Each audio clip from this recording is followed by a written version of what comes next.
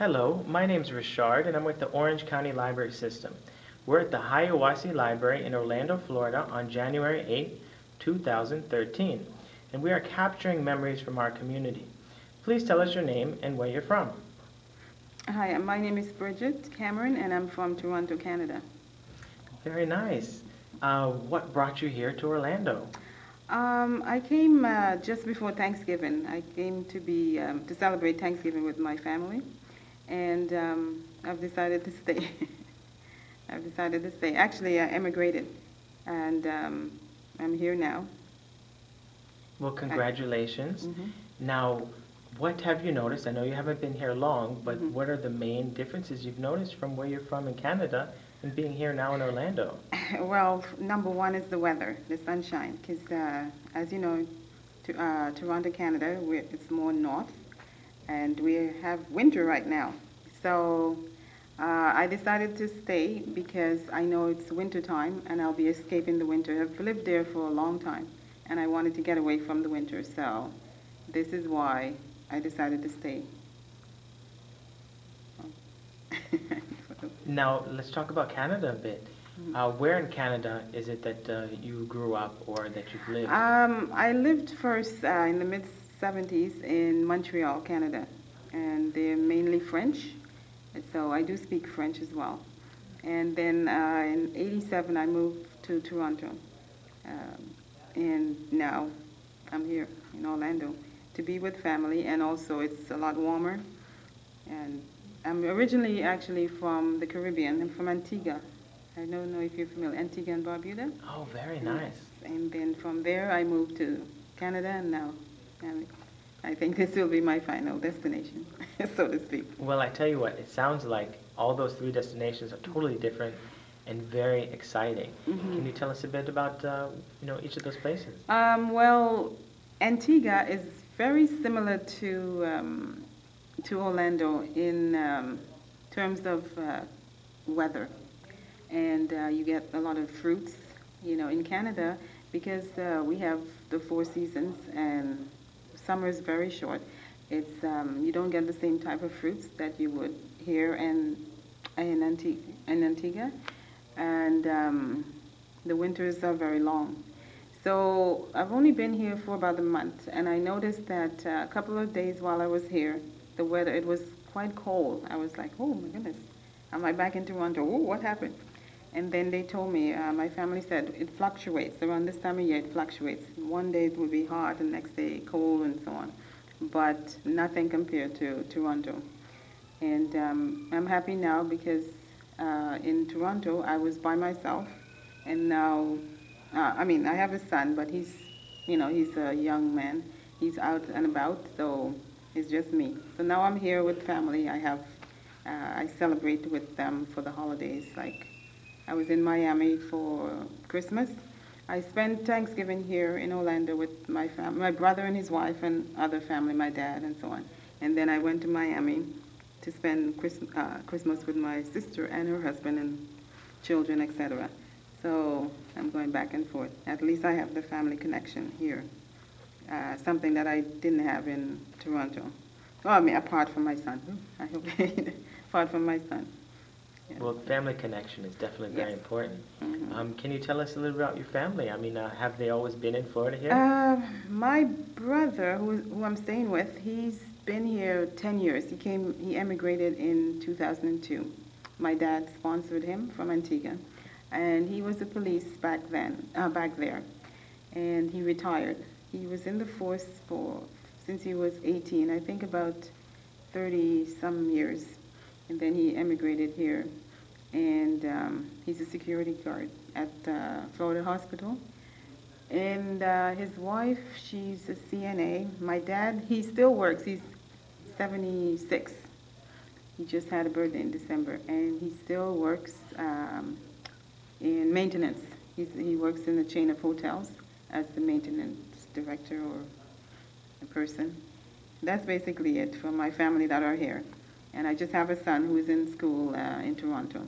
He's 22, almost 22. What does your son study? He's studying business administration, yes, at Humber College. Well, that's in Toronto, so I don't know if you're familiar with that. And how about yourself? What line of work have you been in? Oh, I do recreation assistant. I don't know if you're familiar what it's called No, here. can you tell me It's what that is? activities. I work with seniors in a Okay. long-term facility where I do programs such as exercise. I bring the residents to the activity room. We do different activities such as exercise or arts and craft. They like to play bingo. We take them on trips. Um, there's spiritual service, from different denominations, Catholic, and basically,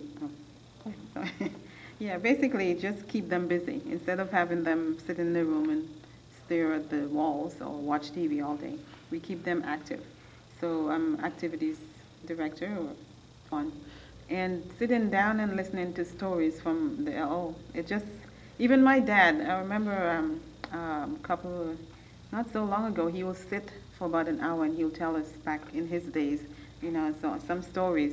And those are, just listening to them, it just takes you back. And I love that, sitting down with residents, I keep calling them residents, with the elders, seniors, and listening to how life was back when they were growing up. And, you just have it's a sense of warmth, and I just love that. It's kind of a thing. I don't know how to explain it. Yeah, kind of a thing. What are some of those early stories or memories that you remember that you'd like to repeat now?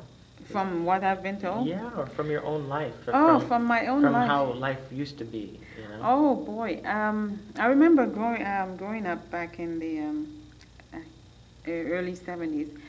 We were very poor. We didn't have running water at home. We had to go get with a bucket and go get it from the public pipe. So, I'm the eldest girl of 6 children. My mom had 6 kids that survived. And I have an older brother who I'm staying with, and plus myself, and then I have 3 younger sisters and a younger brother. So we had the responsibility, everyone had a responsibility, like, you have to do this, yeah. So part of my chore was to go fetch water and fill up a big barrel, so that we can use that for daily, for cooking, for laundry, for bathing, and everything. And as my siblings got older, they had to help too. There were some rough times because we were poor and we didn't have much to eat and so on. But we had good school days, playing games and, hanging with friends. Yeah, there was some good times. Yes. What was your impression at the time of, the United States and maybe Florida? Oh or, my goodness, yeah. I didn't even think of that. But a lot of people saw the U.S. as I guess, as the place to be. It's like paradise. I remember dreaming that one day we may be lucky to go to New York.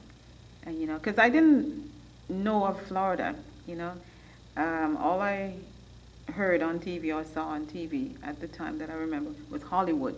Hollywood and New York, Hollywood, New York, Hollywood, New York. So I didn't know much about the different states as we were kids. Yeah, I never thought of Florida until my dad, I think it's in the late 60s, he moved to the U.S. Virgin Islands. Are you familiar? St. Thomas. Okay. And then he was there for a while, and then from St. Thomas, I think he moved here to Florida. He wanted to move to the U.S., but nowhere cold. He wanted to stay, because he's coming from tropics. He wanted to go to tropics. So he moved, I think it was in the 80s. I think it was in the 80s he moved here. And then later on, my brother hooked up with him, because my brother was in Antigua. And then he came to visit him, and he liked it. He said, oh, this is nice. This reminds me of back home. So I think my brother asked my dad to sponsor him, and he did. And he came to live. Then when I came to visit, I said, oh, how did you manage to get here? He told me, my dad sponsored me. I said, Dad, how about me? He said, you're already in Canada. Aren't you happy? I said, cold. He said, so he started the process, and that's when that's 7 years ago. And that's how I ended up here. But, as a kid, I didn't really think of or heard so much of Florida and other places beside, as I said, like Hollywood and New York. I'm just settling down here, trying to get work and so on first, and that's basically it. Yeah. Let me ask you, in general, you know, you've been through a lot in your life. What lessons has life taught you that you'd like to share to future generations? Oh boy, it's you have to follow your dream. Like I've always wanted to be close to family. For a point there, because it was taking so long, the process was taking so long, I started to lose hope. And I thought, is this going to happen, or am I going to wait until I'm retired to move to Florida? I want to move to Florida before I retire, so I can, you know, so I can spend some time with the family there and just, you know, work my way into retirement as opposed to retire, boom. And I just kept hoping and praying that, you know, eventually I'm going to get there, I'm going to get there. Oh, it's taking long, it's backed up. But because I think after 9/11, everything changed. So, you know, I still had hope, and I still prayed that I'm gonna get there. I'm gonna get there. I'm gonna get there before I retire. So, I just believed. I believed in it. I believed it would happen, and it did. You know.